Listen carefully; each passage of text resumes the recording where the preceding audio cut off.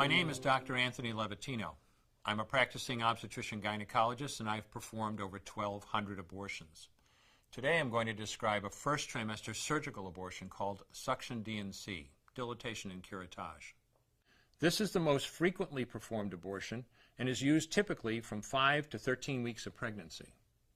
After administering anesthesia, the abortionist uses a speculum like this.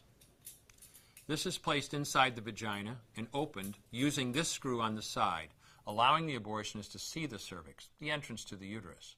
The cervix acts as a gate that stays closed for the duration of pregnancy, protecting the baby until it is ready for birth. The abortionist uses a series of metal rods called dilators, like these, which increase in thickness, and inserts them into the cervix to dilate it, gaining access to the inside of the uterus where the baby resides. The baby has a heartbeat, fingers, toes, arms, and legs, but its bones are still weak and fragile.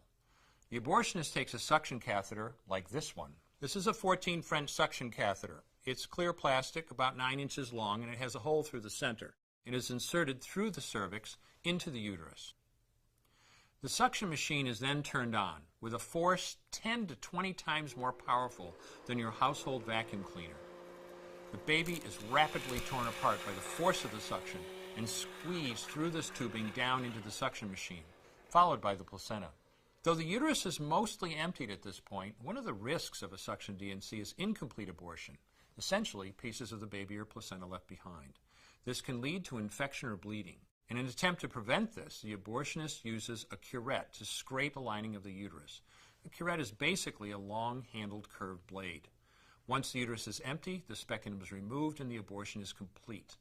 The risks of suction D&C include perforation or laceration of the uterus or cervix, potentially damaging intestine, bladder, and nearby blood vessels, hemorrhage, infection, and in rare instances, even death.